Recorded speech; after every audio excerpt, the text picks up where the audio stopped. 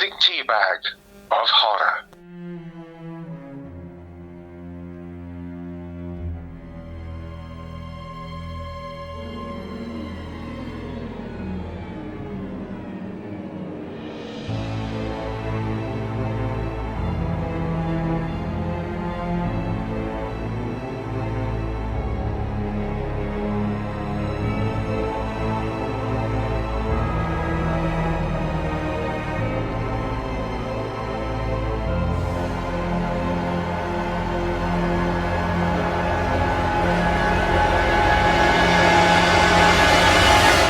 Now the podcast starts. Hello and welcome to the podcast on which we talk about horror. Sometimes we talk about other things and sometimes we swear.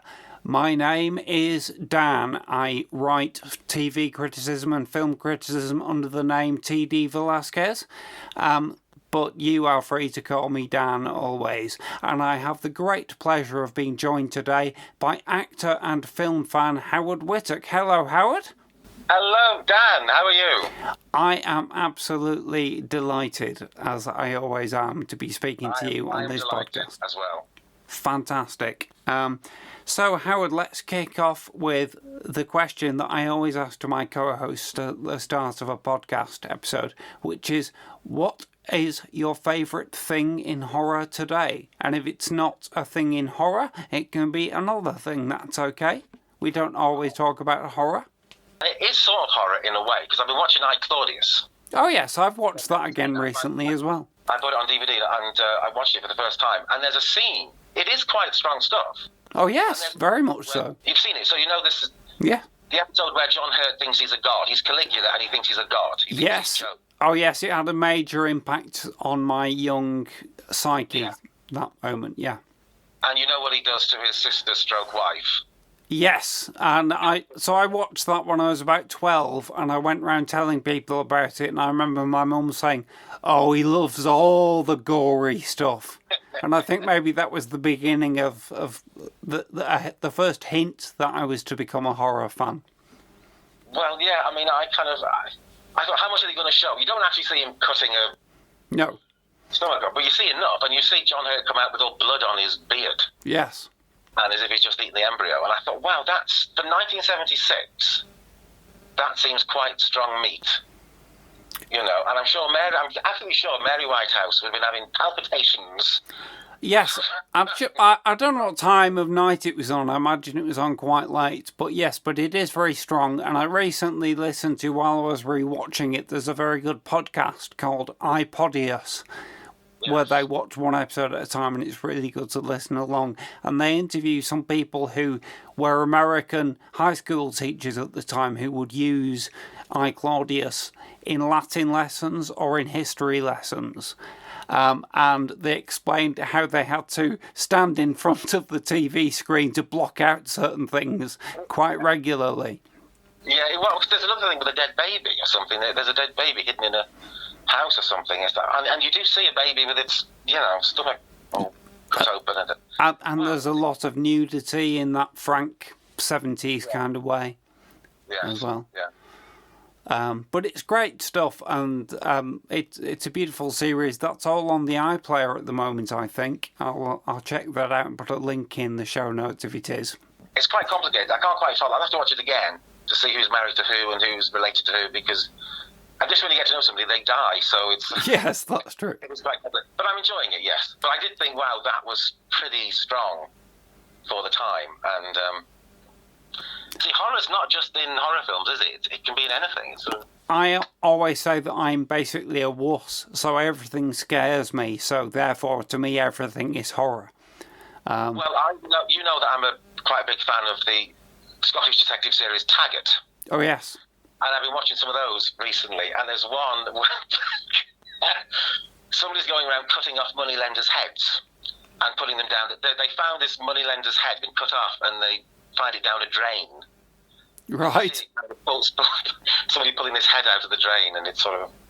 I think, well, there we are, that's rather fun, isn't it? Taggart always had a kind of dark imagination to it. It was always more gruesome than... Maybe that's why I liked it, so it was more But I just think that's a detective series, which would be a popular series with a lot of people. So, but it did push the envelope a bit. Yes. Because it was like late 80s stuff. So there we are. Yeah. So Yeah. that's what I like. They're my favourite things. Very good choices of favourite things. I suppose I should turn that question on myself. What's my favourite thing in horror today?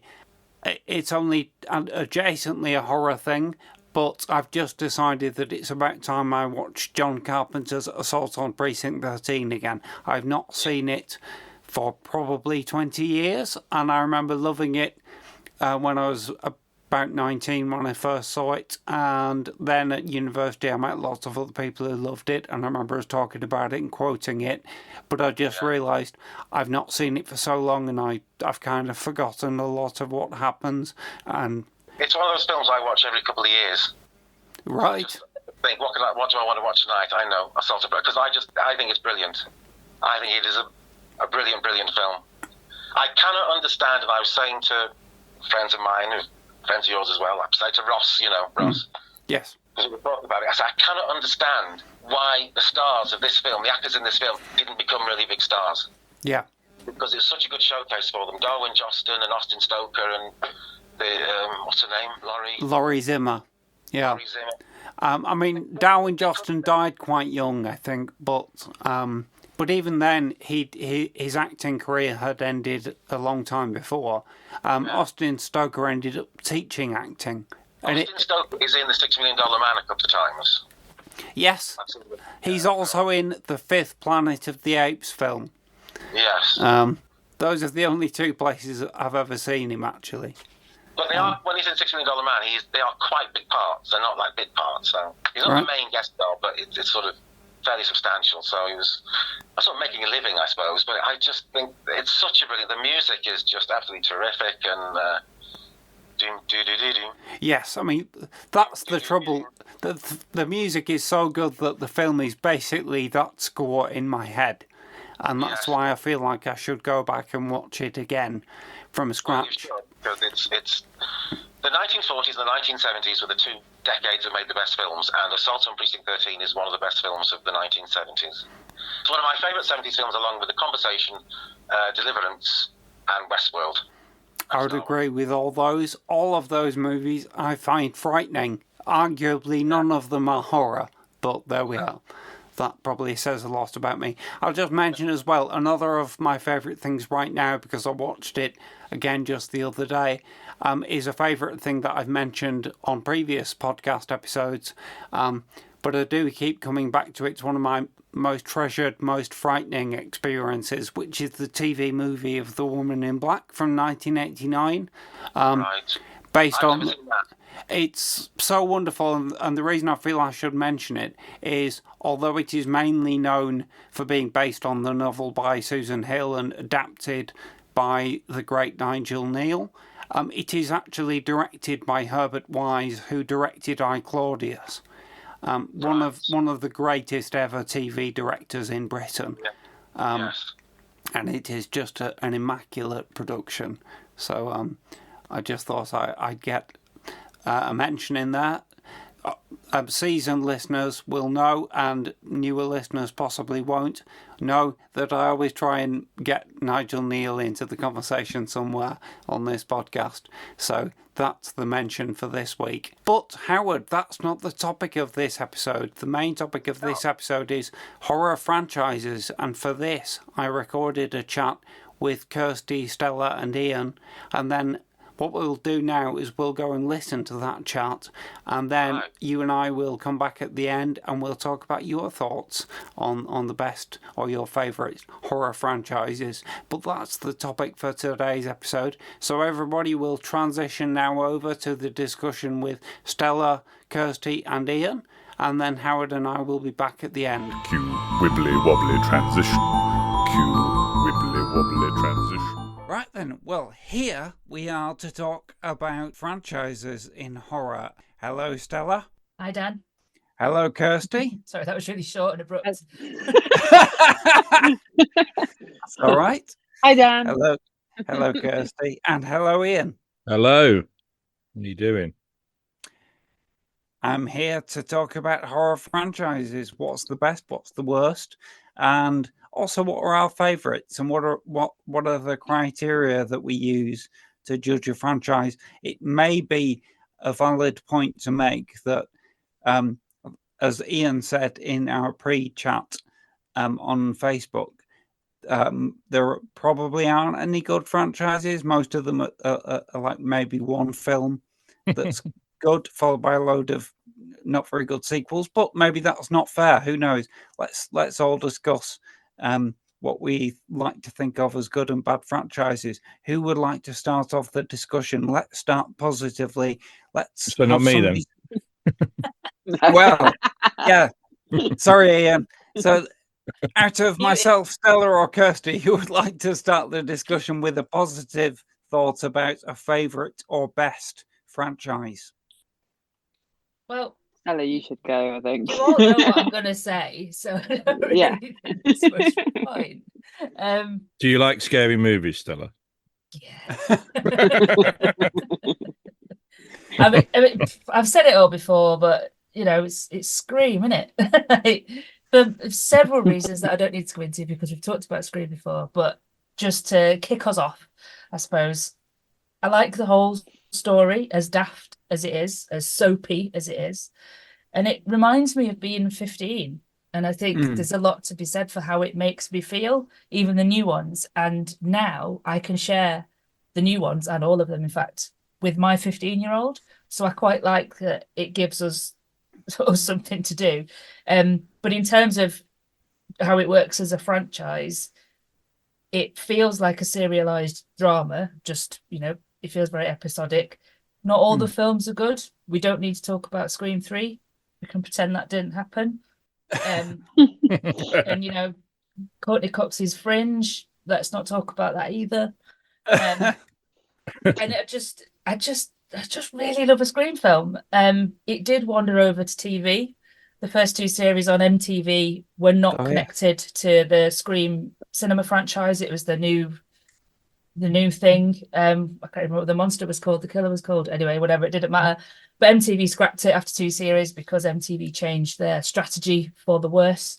And they eventually did do the promised third season of Scream, the TV series, over on VH1, where they did bring Ghostface back.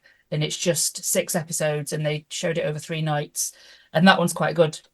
It's all right. Okay. It's got Ghostface in it. It's got a much more diverse cast than we were seeing with the Scream TV series over on MTV.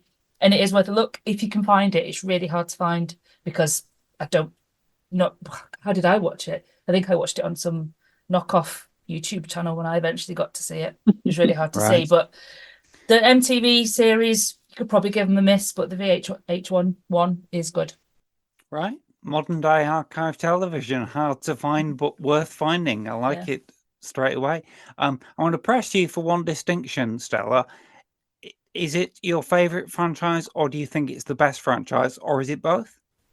I think there's probably better done franchises, because I think now, where we are now in terms of the media landscape, I think that a franchise needs to work across more than film.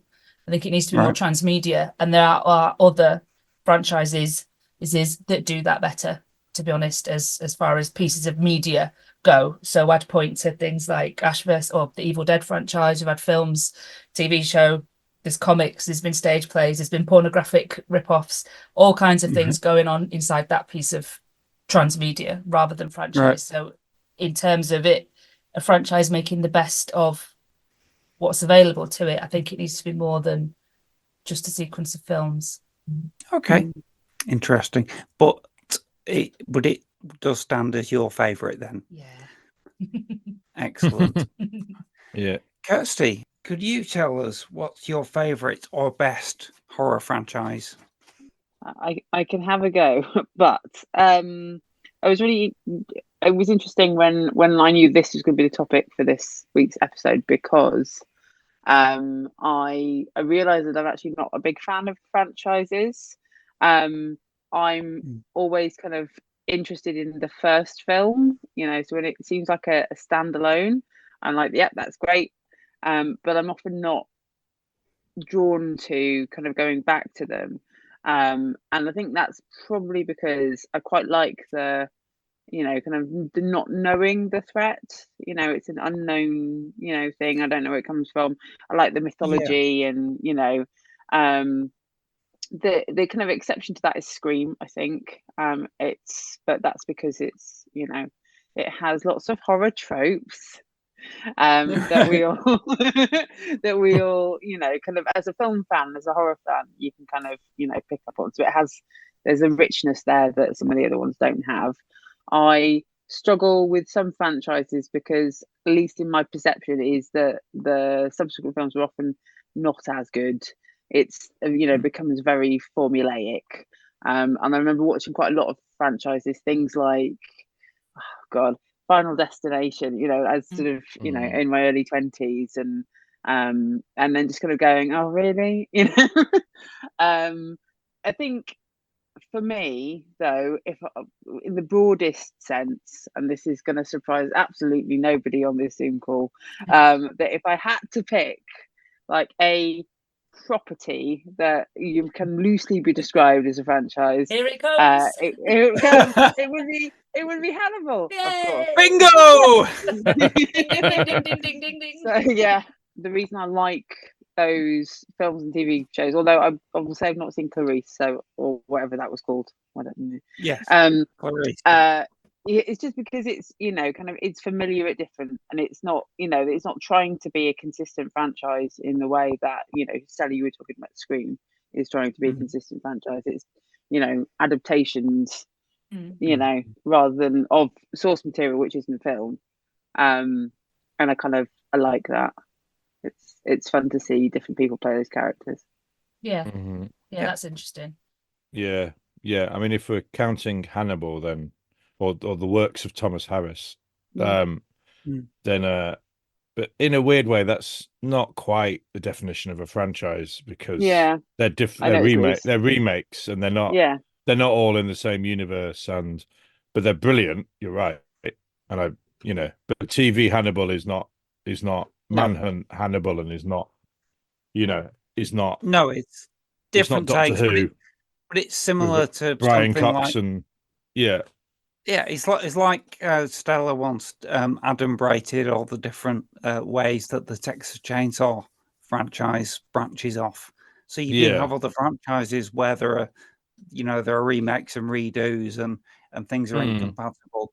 That brings me to my choice. Then I'll do mine so that we can continue the positive flow before we go to you, Ian, and then we can pivot and talk about the franchises we don't like. I'm going to be positive. So, to mix it up a bit, I'll say my favorite franchise first. I think my favorite franchise is Alien, but on the other hand, I don't think it's a very good franchise, because although I love the first two films very much, all the films after that fall off. But on the other hand, I have seen them all, and I will always watch an Alien film. And I can't say that about many franchises. I can't say that about Scream.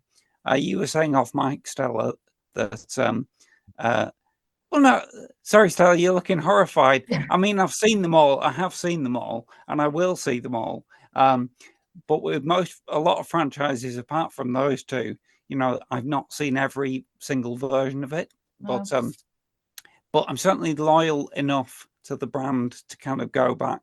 But I do think that that's a kind of weak. Alien is a kind of weak franchise in terms of its batting average. And the thing that made me think about this for a topic is that there's a new Planet of the Apes film that's out, and one critic. I've seen it. So I've seen it too. I rather liked it. It's brilliant.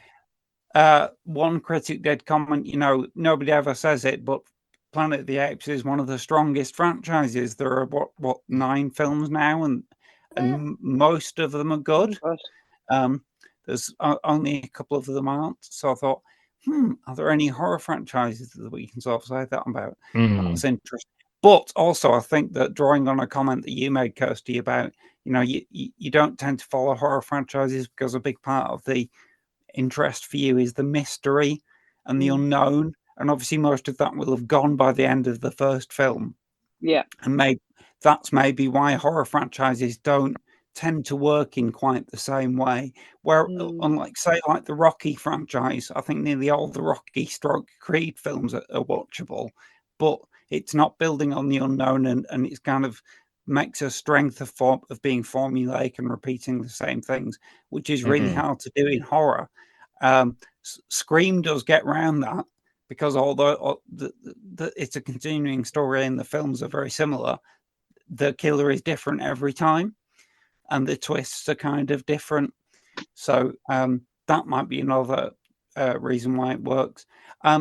What I thought of as being the best franchise, it took me a while to arrive at this, because it's a bit left field.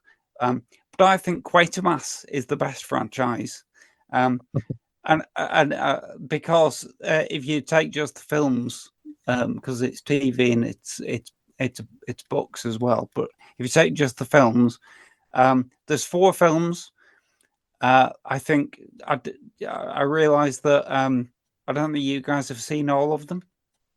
I think they're all good. All 4 films in the franchise are strong, and also they're all standalone, so you could watch any one of them without having seen the others. And I think that's a mark for a strong franchise. I do think it's an interesting early example of a transmedia franchise as well, because of the way it crosses over. Although, like Ian was saying about Hannibal, the TV Quatermass and the book Quatermass, they're not all different additions to the mythology. They're all remakes of each other. So it's several different universes, but they're all very strong, I think. So that's what I would hold up as the best, and I just wanted to throw it in there because I will always take any opportunity to talk about Quatermass stuff, and I definitely want to do more episodes on that. But so those are my 2 favourites. My 2 choices: Alien favourite, Quatermass best. Maybe now is the point to go fully negative. Ian, what do you feel like? No, I was not going to go fully negative. I've just yes to Nigel Neal and Quatermass. I would agree. They are brilliant, and I probably hadn't stretched my mind back that far. But also yes to Scream probably being the best franchise, in that I don't mind the films. I like them. they're not like massively. Indeed. They're not like my cup of tea, and I wasn't young when they came out. So, but I did enjoy them, and the fact that they don't feel like squeezing the tea bag out like just about every other franchise, which is they actually feel like they're decent, and each film's decent, and I think they get away with it because they're funny. Yeah, like they're funny films. So you don't, and maybe that's why you could argue Freddy Krueger slightly gets away with it, but I was never interested in Freddy Krueger. I wasn't a very good 80s kid. In the 80s, I was like, God, that looks so fake. I like 70s stuff. I like scary stuff. Right. I don't like latex masks and fake blood and jump scares that aren't scary. I like actual scary films. Yeah, I've not. Well, no, probably not all of them. I think I've seen 1 and 2. But... They just don't scare me, and I want to be actually scared by my horror films. And I don't mind that they exist. I don't mind watching them for fun, but they don't make an impact in the I've got to watch that again. I like creepy shit like The Omen and The Exorcist. Yeah. And that's why I think I like I mentioned off mic, I like the Conjuring films, just not all of them. I think but I think in terms of a modern franchise, the sort of Conjuring universe has been really successful. Yeah. I've not seen any. There's probably films of theirs I haven't watched, but I've not seen one that I didn't like. Okay. Even the Nun and stuff. I think they tap into something that obviously pleases me. They're creepy, and they have long shots, and they have people scraping their fingers down blackboards, and they have lots of violins being all unsettling, and that probably just does it for me, because that's a bit like The Exorcist, isn't it? And it's Amityville horror, and it's all that kind of era, which is much more my bag. Well, I haven't seen any of those films, Ian, but I have to say that because of your enthusiasm, I will watch some of them. I have the Conjuring 1 and 2 box set. Yeah. So I need to get round to it. Very The good. Conjuring is really well made. I think Mark Kermode had a very sniffy review, which always sticks in my head, which he was like, "It's like my first horror film." And Yeah, he said and- it and- was like a horror film not for horror fans or for Yeah. people who don't like horror. Is how And he I put think it. that he's was- just being an old misery guts. I think that was just being very miserable. But also, it Yeah. might be partly because I've got kids, and if you want, and you get kids, and like, oh, we're watching horror films now, and every single time, I've done it quite a few times now with like my mates and their kids and various other people's kids. And they're like, "Oh, you watching horror films, though, are you?" Well, we'll just put The Conjuring on, and they shit their pants, Yeah. but in a good way. And they My go, "Oh my god, yeah!" And so you watch a bunch of teenagers who think they're too cool, and then they absolutely are terrified. It's a roller coaster, just like an old-fashioned, I guess, Yeah. just like, I mean, well, I'd say, I guess, like Scream, but for me, Scream to be scary, you have to be really young because they're too funny. Mm. They're well made films, but they don't scare me. Whereas The Conjuring, first time I watched that, I was Genuinely like, frightening, yeah. yeah. It's sort of aesthetic is very It's gorgeous. naturalistic and real, and it looks like the period it's evoking, and it's got brilliant performances in it. And I'd say Conjuring 2, not as good. The CGI gets a bit nuts, but it's still good. And then I didn't mind Annabelle, and I don't mind The Nun, and it does lots of that sort of stuff really well. So I think teenager loves them. yeah, and loves them. yeah, and every young person I know, they all love a bit like Paranormal Activity. There's another franchise that was really good, worked really I well. didn't think of that one. I've seen all of those ones. Yeah, like 10. All right. Like The Conjuring is almost a decade on from the Paranormal Activity, and the Paranormal Activity appealed to the same demographic, the people just discovering horror. Insidious and Paranormal Activity, and now 10 years on, the Conjuring universe is doing the same sort of thing. Yeah, for the 15-year-olds. Yeah, and I guess that can all be traced back to Blair Witch, which falls into the other category of franchises of one good film, lots of shit. Well, as they squeeze the tea bag. Well, the Blair Witch was brilliant, obviously, and I didn't see Book of Shadows until I think last year or the year before, because I had to watch it because I was doing something with some students at work. I can't remember, so I made myself watch it. I was like, oh god, I've heard that this is terrible. I'll watch it anyway. And watching it, I think it was last year. So what, 20 years after it came out, maybe 22 years after it came out, the absolute early 2000s cheese of it now makes it quite good, because it's got. I mean, he's an arsehole, but all the soundtrack is done by Marilyn Manson. Like there's a goth girl in it who's just rolling her eyes at everything, and it's just like this best like 2001 teen. Are her sleeves over her hands? Yeah, she's just mainly dressed in mesh. It's great. Yeah. It's really good, and I've watched it twice now out of choice because it was actually I quite enjoyed it. Oh wow! And then the last one, is it just called Blair Witch? I don't think I've seen that. Is okay. It's okay. Yeah, wasn't that a sort of remake? No, it follows on. They call it a soft reboot, don't they? But it is set in the same world. Yeah, so it's the family member of Heather. Oh yeah, it's her little brother or something. He's going to see if he can find something out. Like, so I'm sure it's one of Heather's family members, and then they go and obviously it all. Oh well. Well, there's obviously a Blair Witch episode we should maybe do. Yeah. As rewatching Book of Shadows, I just remember going, "Oh God, this is shit," and it was so good. Watch it now. It's all nostalgic. Yeah. Well, see, I watched it at the time, and I had a very contrary opinion to everybody else. I quite liked it. I thought, I like it now. Yeah, it was never.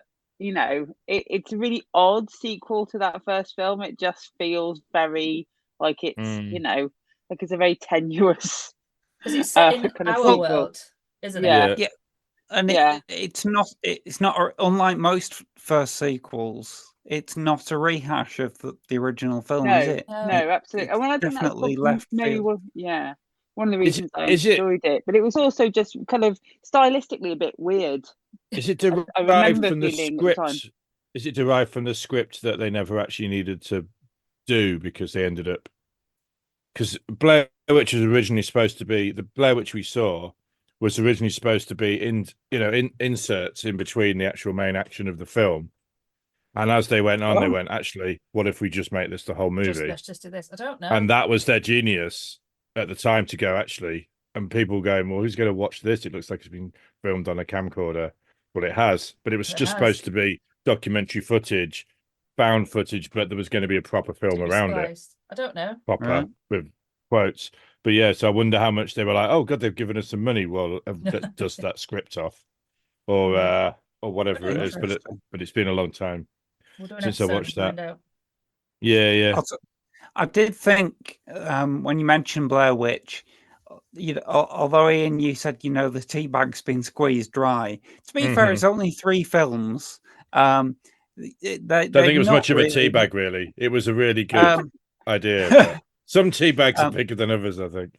But also with Blair Witch, I think it's worth mentioning that there is a really good Blair Witch sequel that we've not mentioned, which is the TV documentary The Curse of the Blair Witch, which was made at the same time as the original. I would say that's a worthy companion piece, because it's about the same length as the first film, but it's just telling the story again. But no, it's not. It's telling the backstory of the Blair Witch, but it's done in a talking heads TV documentary kind of style. Yeah. But it's really effective. Is that the one that came out online?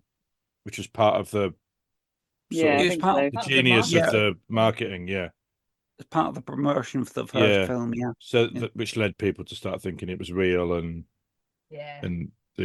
all that sort of stuff. Innocent. Yes. Yeah. Now they'd have to like fake their social media presence. Yeah. And all sorts of stuff. I'm sure they would do. Live streaming. Yeah. But maybe that's the next thing that should happen.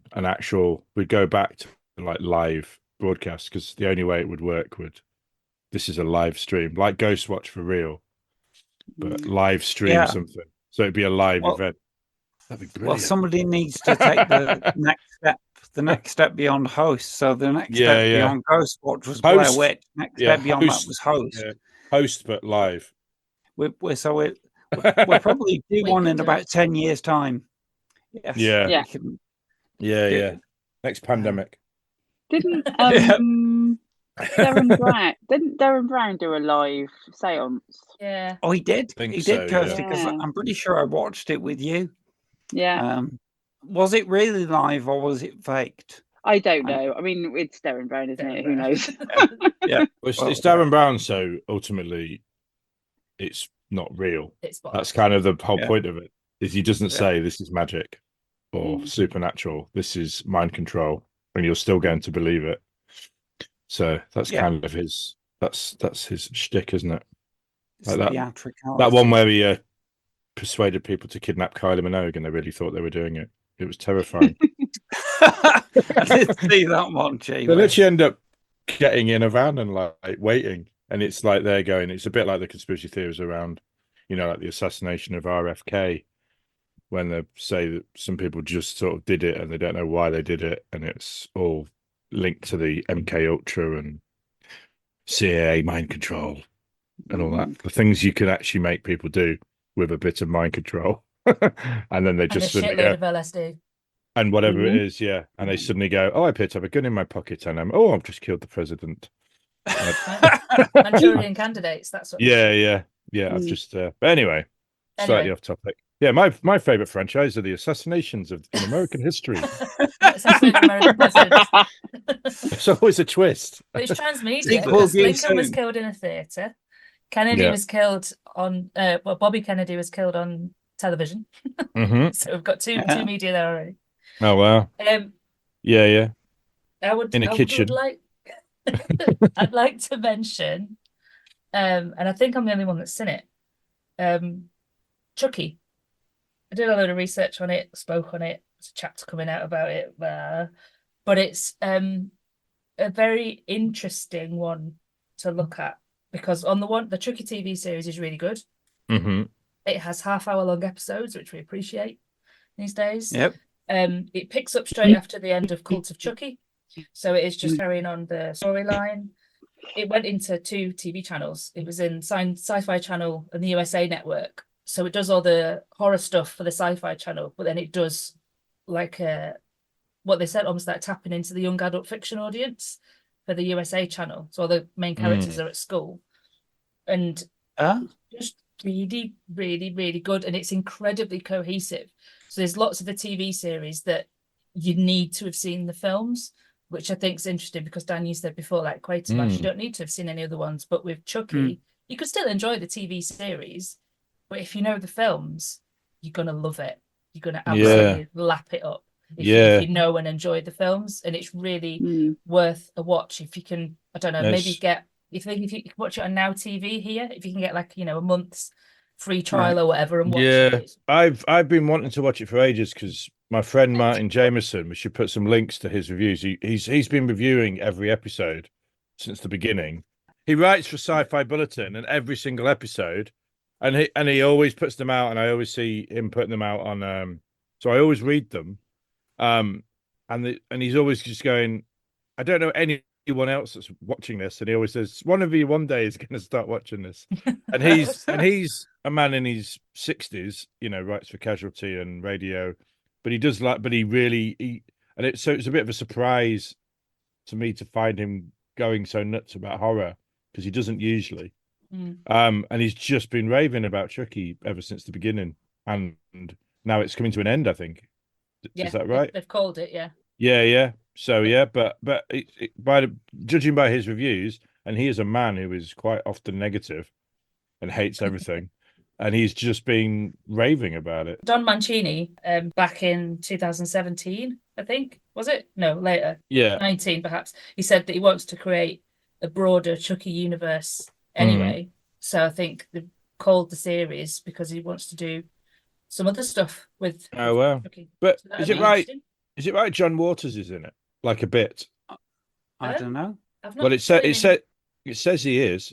Yeah, he must be. Living with Chucky. Right. But maybe by the end of season 2. Yeah. But yeah, what's she called? Jennifer Tilly, yeah. Jennifer Tilly is in it, and she's brilliant as usual. The voice of the fellow who voices Chucky's back in it. I had a big crush on Jennifer Tilly when I was younger. Who didn't? And Brad Dourif. Our favourite Exorcist 3-star.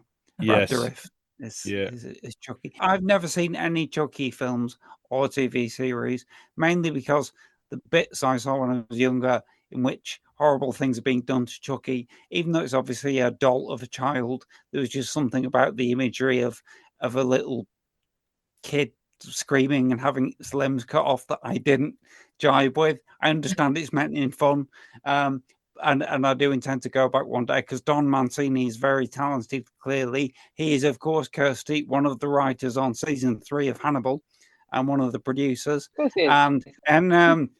And you can just sense the camp level on that series going through the roof, even by Hannibal standards, and I think that might be partly due to his influence. I mean, I will very seriously take that recommendation because I'd love to see them eventually. I also have had other Chucky fans speak to me and say that the Chucky franchise is an interesting example of a franchise in that it doesn't really get going until the second film. If you watch the first film, it doesn't really give you an idea of what the tone and the style of the films going forward are. You've got to kind of stick with it. Yeah, I suppose The Exorcist was a bit like that. Well, that's certainly true. You don't. The first one doesn't give you an idea of what is coming next. That's the second one's where it really establishes what it's all about. But oh, God. This would be an example of me not watching the sequel. I hadn't watched it till we did it. Have to. Till we did an episode on it. And my friend Neil Young, who's on our episode, he still swears blind it's better than the original. And he's still wrong. So I would still say he's wrong, but I did like lots of his points that he made. He made me go, it's not a bad film, but it's a terrible sequel. And I can't quite sort of square that circle. Your job is to be a fucking sequel. It's why Alien 3 might be a good film, but it's a shit sequel, and I hate it. And it might be a perfectly all right film if literally you were just watching and going, oh, I don't care who these people are who've just died in a pod. I don't care. Oh, this is quite a fun monster, and they're on a weird planet. I suppose you could argue it's an okay film, but it's a terrible, terrible sequel. Would we not? Would we not agree? Is if you have Alien and Aliens, and then if the third film had been as good as those two, fuck me, what a franchise! We wouldn't be talking round and round about what the best franchise was. It would be those three films, but it's not, is it? That's not the case, though, is it? No. Can you imagine if Alien 3 was as good as Aliens or Alien? It's a fair point, Ian, but we don't live in that universe. No. And maybe the reason that I'm and we've had this conversation on this podcast a lot, so I don't want to go into too much detail. No. Obviously, I was about 10 when Alien 3 came out, and I saw it first. So I just always knew that the characters died at the start. It doesn't. It is a bad sequel. It doesn't work, but it's a good film. Maybe it can be both. To be fair to Neil's points about Exorcist 2, the things he said did make me want to go back and watch it again, and I thought I would never think that.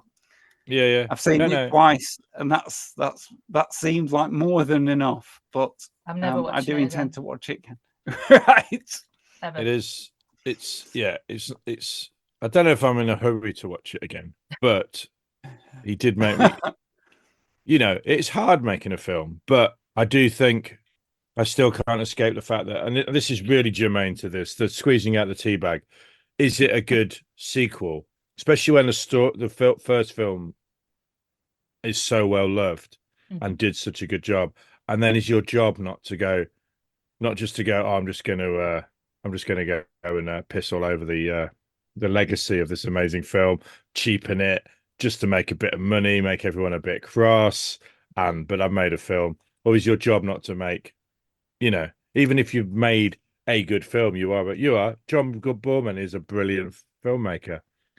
But I would say to be that arrogant to go, I don't give a shit about the first one. It's just a gig, isn't it? I'm going to do what I want. Isn't that arrogant? Isn't that failing in your brief? Wouldn't a better artist go, I really respect that first film, like James Cameron did. I really respect that first film. I'm going to do the same thing, but different, put my own stamp on it, but you can still tell that's the same universe because they're so well done. But actually, it's a totally different film from Alien. But he respected Alien enough to make that film. I mean, I imagine some people at the time were probably angry that their precious Alien was now a stupid action film. In fact, I do think I remember hearing a lot of people going, oh, God, it's just Vietnam in space. Ugh. Oh, no, they were definitely angry. This is a fact. Yeah. But, that's fair enough. But I would, and I think Cameron, he did it with his own thing by making the Terminator into Terminator 2, which I guess is horror adjacent. And then as a franchise goes, that dropped off a cliff with the third, fourth, fifth, sixth, seventh, 8, 9, 10 TV versions. Although I liked the TV version. The Sarah Connor. Yeah, Sarah Connor. Absolutely brilliant. Yeah, Lena Headey. We haven't had a clang for a while. So I've got one. I met. Well, when I interviewed Lena Headey, when I interviewed Lena Headey, it was for some shit film. It was some shit film I can't even remember, where she plays the lesbian love interest of. God, I can't remember. It was a long time ago. And I interviewed her, and she just and she was like, "Oh well," and yeah, she'd been in the Brothers Grimm, but she, I don't think she was that. She was just going, "It's hard being an actor. It really is. It's like and she just said, this was on tape, and it was in my interview. She just said, she said, I've just spent the last money in my checking account, so obviously not a savings, but a checking account, buying a ticket to LA because I've got an audition for because I got an audition for a pilot. I went over for pilot season. I got it. And so I'm hoping that might be a few years' work. And that was Sarah Connor. And obviously she hasn't looked back since then. Mm-hmm. But at that point, she was, if she hadn't landed that gig, she might have, I don't know, be like, I always wonder what happened to Sienna Guillory. She's of a similar sort of, talent to Lena Headey, but didn't. She pops up every so often, but she doesn't. She hasn't. One day, I'm sure she'll just land in one of those Game of Thrones type things. She was in Resident Evil 2 or something. Yeah. She's giving it a go. I always liked her because she was in that Take a Girl Like You, the Kingsley Amis one with Rupert Graves, and so I had a big crush on her. So that's why she always sticks in my head. Anyway, off topic massively. Back to the franchise. Yes, let's wrap it up one time. Yeah. Squeezing the tea bag. Squeeze the tea bag. Squeeze the tea, yeah. Squeezing the horror tea bag. The horror. How much more horror can we get out of it? The blood-filled tea bag. It's just weak. It's just weak horror. Chuck it in the bin. Yeah. This week.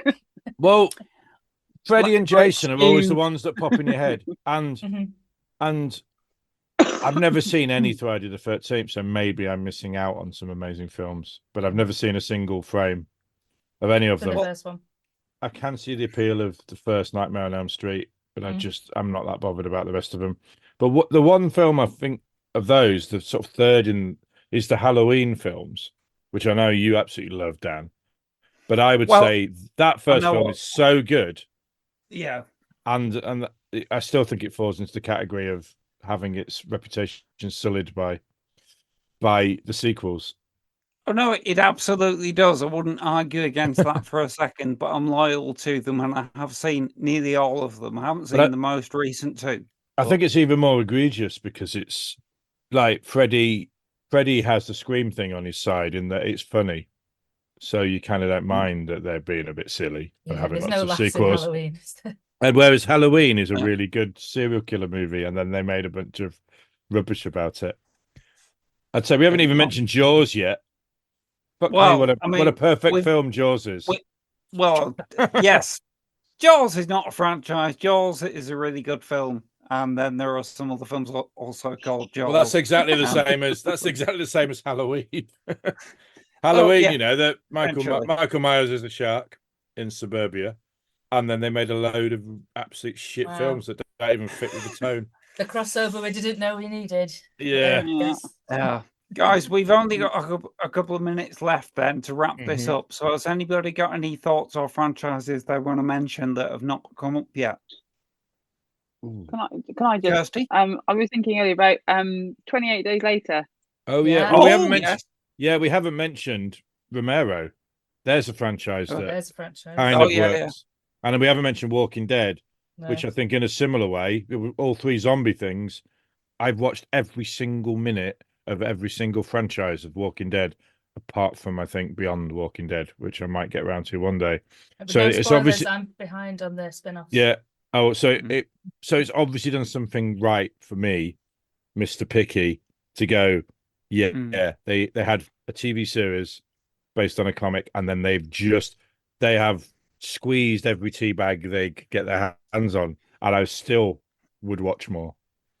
I think all credit to Romero, because without him, none of these would have been created. And the zombie in the Romero conception of zombie is just like an endlessly productive storytelling device. You can squeeze that tea bag and all kinds of different flavors come out of it. It's a magic tea bag of horror. Yeah. Never ending tea bag of horror. Undead tea bag.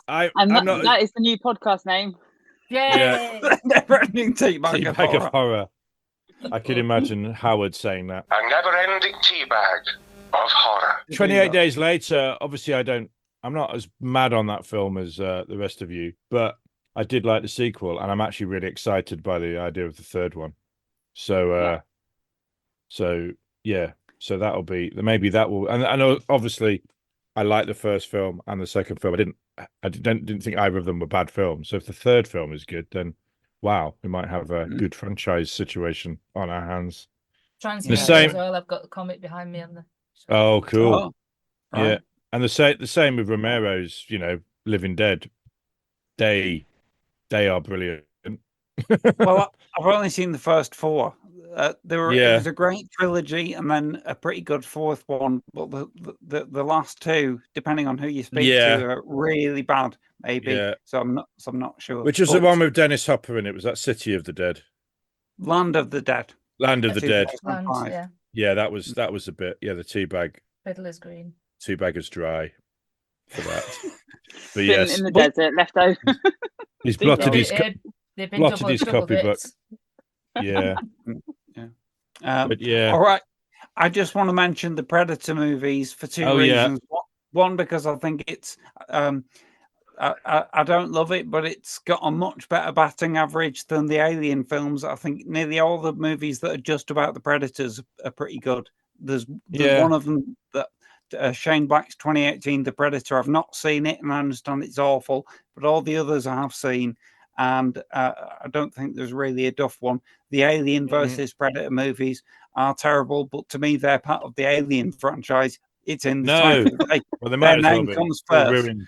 The other reason I want to bring Predator up is that when we mentioned it in a previous episode, Ian, you had a bit of a rant and kind of went, look, it's a comedy. It doesn't fit with the tone of horror. And I didn't have the courage to say to you, it's not a comedy, is it? Is it? I find it funny. Well, it's... Because it's a horror comedy. Yeah, in an 80s action, eyes to see you kind of way. A lot of them are kind of funny.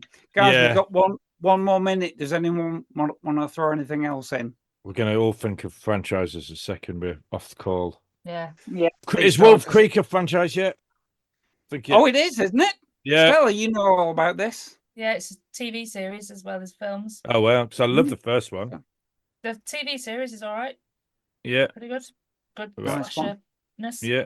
Stella, your major recommendation is Chucky, though. It's Chucky. Go and watch it. Get a free monthly pass on Now TV, or get it for $5 for a month or something and watch it. You'll love it. Yeah, it's my major recommend, and I haven't even seen it, just based on my friend Martin's reviews and 4 or 5 years of ranting about it on the internet. Right. So yeah, well, maybe we should all go away and watch it, and then we can have a ep on it. Do an episode, yeah. Yeah. Right, my friends, thank you so much. This has been great fun discussion. Thank you, Kirsty. Good to see you all again. Thank you. Yeah, you too. Thank you, Stella, and thank you, Ian. Dan? Thank you. Cue wibbly wobbly transition. Cue wibbly wobbly transition. All right, Howard, here we are again then. So that was Ian, Stella, and Kirsty discussing franchises. I think it would only be fair now to give you a chance to chime in with your opinions. Well, I haven't seen a lot of the stuff they were talking about, I have to say, so because I don't watch a lot of new stuff, I tend to watch old stuff. If you want to know what my favourite horror franchise is, and I don't know whether it counts as a franchise, but I'm going to say it anyway, because I don't care. Go on. My favourite horror franchise, I would say, are the Amicus anthology films of the 1960s and 70s. Oh, okay. Because those films have given me more enjoyment than most other things. And... and I think there's kind of personal reasons. I mean, first of all, Dr. Terror's House of Horrors and Asylum and From Beyond the Grave were on all the time. So let me just give a little bit of information to contextualise this for the listener. Although it does link back to the film we were talking about last week, and now the screaming starts. But these were the movies made by the same company that are arguably much better and much more in their own style. Between 1965 and 1974, the production company Amicus produced 7 portmanteau horror movies, which means each movie has 3 or 4 stories linked by a linking story. And also, although the films have several actors who recur across many of them, most notably Peter Cushing, who's in all but one of them, there are no linking characters, and you just get loads of beautifully short, to the point, grisly stories, often based on authors like Robert Bloch and R. Chetwynd Hayes, who were iconic horror writers in the literary world of the time. So that's what we're talking about. They're all separate films, so I always kind of think of them as being connected, because it is just the same format. Milton Subotsky, the producer, saw a wonderful film called Dead of Night, which is an anthology film, and he wanted to do the same thing. So in 1964, he made Dr. Terror's House of Horrors, which is 5 stories with a linking story with all these people on a train, and followed by Torture Garden, I think, then House of Drip Blood, Asylum, Tales from the Crypt, Vault of Horror, From Beyond the Grave, and then a sort of slightly associated one called Tales that Witness Madness. Yes, well, I think that wasn't produced by Subotsky or Amicus, but it is the same kind of thing, and it's made by the same director, Freddie Francis, who did Torture Garden and Doctor Terrors and Tales from the Crypt. Yes. And it has some of the same kind of actors in it, like Donald Pleasance and a few people who'd been in some of the others. There's also a movie that I've never seen that Milton Subotsky produced in Canada a couple of years after the end of this cycle called The Uncanny, which... unfortunately, I have seen it. All right. Peter Cushing's in it, so I was looking forward to it. Well, yeah, Peter Cushing's in it and Donald Pleasance in it. They're both great. And it's just that, it's all about killer cats, really. True story. Joan Greenwood's in it from Kind Hearts and Coronets, but... Okay. Even she can't make it watch it. No, it's not very good. But the ones that go from Dr. Terror to From Beyond the Grave, I think there's kind of personal reasons why I like them particularly. Or kind of little sort of incidents that sort of I kind of look back on with effect. First of all, like I say, they were on a lot when there were 3 or 4 of them that were on a lot when I was growing up as a teenager getting into this stuff. And certainly Asylum was on all the time. And Asylum was one of those films that was on, and then we were all talking about it at school on the Monday. It was shown on the Saturday night, I think, and we were all talking about it on the Monday morning and how we loved it and who Dr. Starr was and all this other, and the body coming to life and all that. So I remember that with, nostalgic enjoyment. When I first moved to Manchester in the mid-1990s, there was a shop called What Everyone Wants, which sold homeware, like bedding and towels. And I went into this shop, and it didn't usually sell videos, but I went in, and there was a rack of videos at the far end. And I went over, and it was like just 10 copies of Torture Garden. Right. Just Torture Garden. And I thought, this is the most bizarre thing, because they didn't sell video. And this is the only time they ever sold videos in the shop. And they were just Torture Garden and nothing else. But it was $1.99. Right. So I thought, and I'd never seen Torture Garden then, so I grabbed it. But even now, I think, what the hell was were they only selling Torture Garden video? And then I remember when I was at university, and university was the happiest time of my life. I was a wonderful time, etc. And when I was there, I was living in a shared house in the 3rd year, and Tales from the Crypt was on. Right. Unfortunately, everybody else went out of the house. They all went back home, whatever. So I had the house to myself, so I could actually watch this film uninterrupted without having to explain to people what was going on with it. I could just watch it and enjoy it. And that's a good one. I like Tales from the Crypt. Peter Cushing's brilliant in that one. And the final stuff. So I watched tear-jerking, yeah. My mate Chris, I saw him again on Monday at uni. He said, I watched it as well. I really enjoyed it. But where the hell did all those blind men get those razor blades from? Oh, yes. And if you've seen the film, you'll know. And I said, well, never mind that. Why the hell doesn't somebody from the council or social services go and see how that institute was being run? How did Nigel Patrick get that job in the first place? So, so that's something I remember. But the thing I remember most, my favourite memory for kind of slightly wistful reasons, I remember it must have been 10 years ago on the horror channel, Asylum was on. Right. And it must have been at 10 o'clock, and I was with my mum and dad watching it. And I thought, well, they're going to go to bed in a minute, they're not going to watch this. But all the credits went up. And my dad was saying, Charlotte Rampling and Britt Eklund and Sylvia Sims. And my dad was saying, I can't believe all these people are in this film. I can't believe all these actresses. So he watched it. Right. He actually watched it almost to death just because he wanted to see all these actresses. And my dad died 3 years ago now, so it's kind of one of those little memories of just him watching Asylum. And I think he enjoyed it. I think he thought it was a bit daft and everything. But he couldn't get over, and not just the women, but like Richard Todd and Barry Morse and all these Herbert Lommer in this film as well. And I just remember him kind of I was amused at how much he was enjoying this film, which I didn't think, because he was absolutely not a horror fan. Mm-hmm. Yeah, he was westerns and film noirs and stuff. And that's just a nice little memory that I have of him just watching this film and enjoying it. And it also made me realise how important, because one of the main reasons I like these anthology films, or portmanteau, or compendium, or omnibus, or whatever you want to call them, is the actors who are in them. Yes. Because as well as Peter Cushing and Christopher Lee and Donald Pleasance, who we all love, if you're a horror fan, you love those people. But there's also people, and Charlotte Rampling and Britt Eklund and Sylvia Sims. But there's also people like Terry Thomas. Yes. And Roy Castle and Burgess and Tom Baker. Yes. Tom Baker, Zingar. Vault of Horror. Yes. And John Pertwee. And Ian Hendry and Ian Bannon and Denham Elliott and Jack Palance and all these kind of... Yeah, Jack Palance, yeah. That's a lovely story you just told about your dad. That's a lovely memory. And on the entrancing cast of these movies, I remember that another actor who's in one of your favourites, Howard, which is From Beyond the Grave, the 1974 one, is David Warner, who only died relatively recently in 22, I think.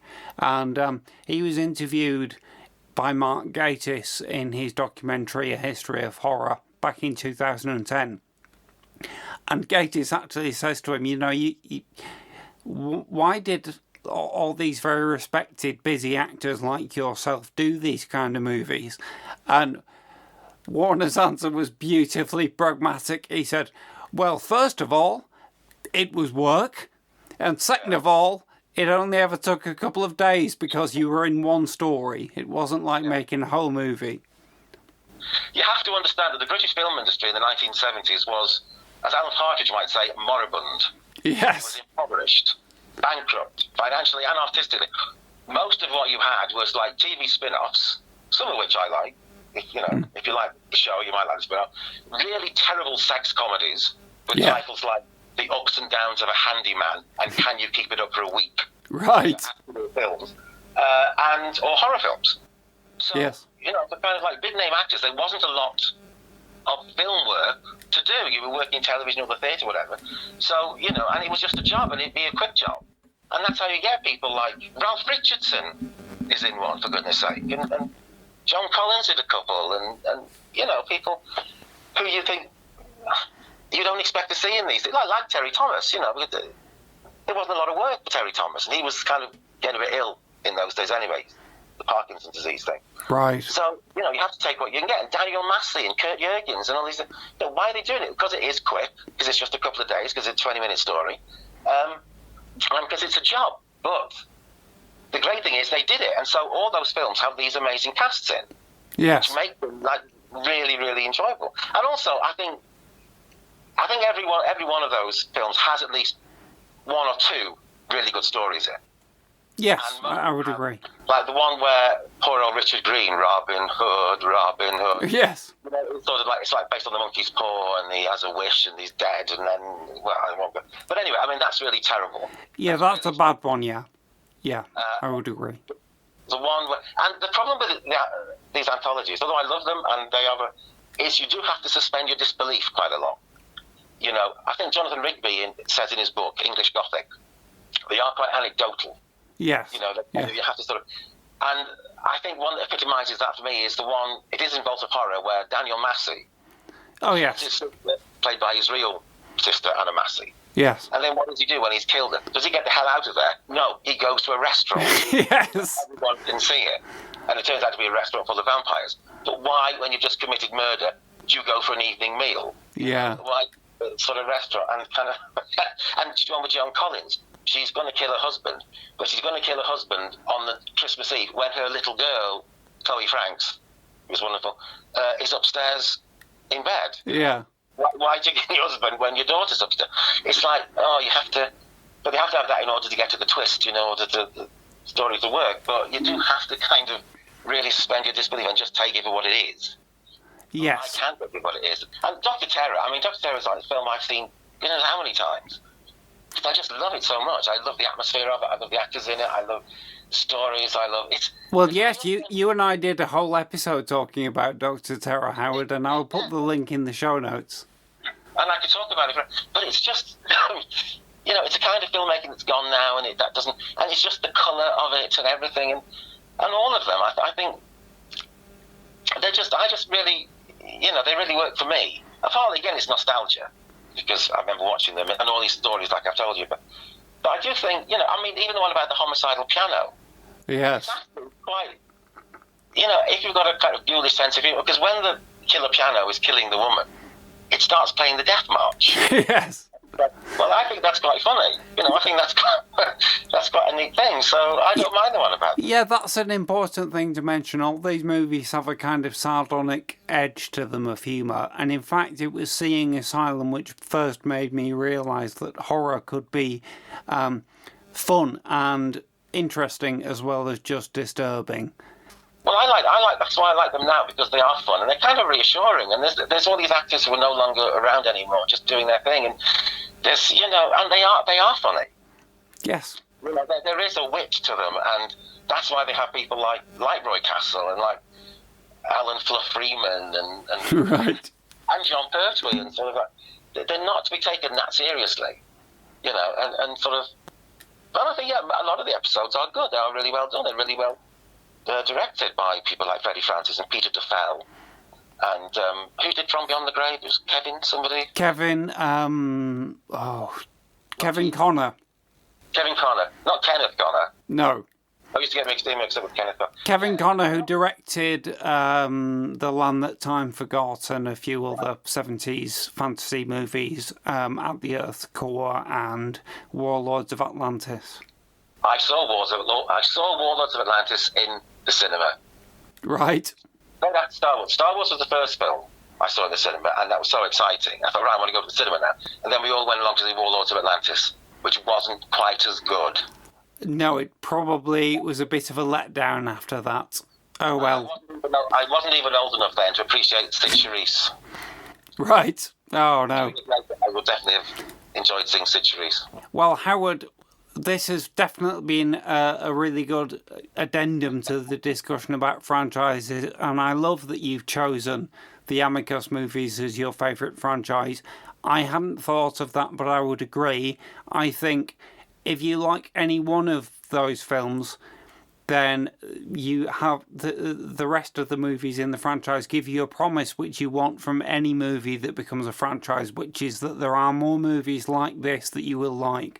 And I think in the Amicus movies, maybe at least 5 of them are actually good. They're not just similar to the movie that you enjoy, but they are successful as well. They're not just repeating the format. I think it's worth mentioning something that there is one that I haven't seen, which came later and is an American film but was still produced by Milton Subotsky in the same style. And that's a mid-80s movie called Cat's Eye, starring James Woods among others and directed by Louis Teague and based on short stories by Stephen King. So I kind of look forward to seeing that at some point, but I do find this franchise, these kind of movies, like you, rather precious to me, and therefore I don't want to have run out of them. That's why I've never watched The Uncanny, even though I hear now that it's bad. I look forward to seeing that in the future and seeing Cat's Eye as well. Well, I think I have seen Cat's Eyes, yeah, and I think it's somebody walks around the side of a building or something for a bet or something. I can't remember, it was a long time ago. And there is, of course, don't forget, although some people have tried to forget it, the Monster Club. Oh, yes. Yeah, we didn't mention the Monster Club. Milton Subotsky produced that in 1980, yes. I love it. That's not good. I mean, I think by then it had kind of lost its, it's a bit desperate. They were trying to make it relevant to younger audiences, and it didn't work. Yes. A lot of pop music in it. Yes. People like B.A. Robertson, who's everybody's forgotten about now, all these bands that nobody remembers. But it did. And UB40. Oh, well, no, that's all right. And it's the only one of these movies that has Vincent Price. So it's nice to see him. I'm always slightly surprised they didn't get Vincent Price to... I think Vincent Price was supposed to be in The House of Drip Blood as Right. the actor. But either he couldn't do it or didn't want to do it or the money wasn't good enough, whatever. So they got John Pertwee to do it. Right, okay. But I think they wanted Vincent Price, because then it would have been... Because Amicus had just done Scream and Scream Again Yeah. with Pete and Chris. Yes. And I think it was another opportunity to have them all together, although not in the same scene or anything, but on the same poster. Yes. And it didn't quite work out. But John Pertwee's really good. Yes. So, It's one of his great moments, I think. It's a fun story, that. yeah, it is, yeah. And like I say, there's always one or two, or maybe more. I think they're all good in From Beyond the Grave. I think they're all good in Dr. Terrace House of Horrors. It's just, there might be the odd one that doesn't work really, The Hollywood Robots one is Yes. very good. And I think it's probably fair to say that every single movie has at least one bad story. I think Dr. Terror's it's the garden one. as we discussed on the podcast episode we did about it. But I think, you know, I think it's just so daft. it's entertaining. They're all entertaining, and you get 2 or 3 genuinely good stories. So who minds if one is a bit naff? What was that line? I forgot. It isn't any fun without Rusty. Yes, the classic line. Yes, that's a really good choice. It made me want to go and watch Tales from the Crypt and House of Drip Blood again. Now, yes, I've been thinking about them, so I might do that myself. I mean, maybe I'll add that to Assault on Precinct 13 and have a 70s double bill. Assault on Precinct 13 is brilliant. That is a really great film. It is fantastic and still an inspiring example of low-budget filmmaking, but that's another subject for another time. Howard, we've talked about franchises. I don't think we've come to any solid conclusions, but I think we've highlighted loads of good stuff and also talked about some not so good stuff. My closing thought is that I'm a glutton for a franchise, in that if I see one movie that I like, I'll always be happy to see another film that's like that movie. I just wish they were more often good. But I think that's the problem with a lot of franchise. I think some of them have run out of. I was amazed when you said last year, was it, earlier this year, that you'd been to see Scream 6. Right. And I thought, oh, have they done Scream 6? Because I saw Scream 4. Right. It was very good at all. Scream 5 and 6, as we've discussed, not with you, Howard, but we did episodes on this podcast about those. They're both good. So Okay. I would say overall the Scream franchise is pretty strong. I think it's only the films in the middle that aren't too great. 1, 2, 5 and 6 are all very good, as I remember. And as we know, it's Stella's favourite franchise, and I'll still see the new one. I wish they weren't making a number 7, but they are, so I'll go and see it. I wish that sometimes in these franchises, I wish they'd leave them in a good place and just stop. But well, they know there's a lot of fans, you see, who'll go and see it, so. yeah. I think there's such a lot of universe. This is what gets me. There's such a lot of universes around now. You've got the Marvel universe and the Star Trek universe and the Halloween universe and the Harry Potter universe. And I think, my God, how many universes can you have? Yes. It's getting a bit cramped because there are so many universes. Well, you can have as many universes as you want, Howard, because it's a multiverse. That's what we have to get used to now. Oh dear, it's yet another way of squeezing money out of our fandom, and unfortunately it works on me. I'll go and see the new one of any of these IPs that I've become fond of. But anyway, let's not get cynical and maudlin. We talked about Amicus, which is always a happy place for us, so let's leave it there. Howard, it's been an absolute pleasure talking to you about this. Thank you for your company in our franchises episode. And I look forward to speaking more with you hopefully about films with Peter Cushing and Christopher Lee in, but I'm sure we'll talk about other things as well. Okay then, anytime. Okie doke, Howard, thank you so much, and thank you, listener, for having the patience and interest. If you've managed to stay all the way to the end, we appreciate your company too, and we'll be back, and you'll hear more from us soon. In our next episode, Kirsty and I will be discussing the aesthetics of abjection. But for now, bye-bye! Bye-bye! Au revoir! Auf Wiedersehen! Auf Wiedersehen. Goodbye. You have been listening to And Now the Podcast Starts, an Ambisol podcast, presented by Kirsty Warrow, T.D. Velasquez, Dr. Stella Gaynor, Ian Winterton, and Howard Wittig.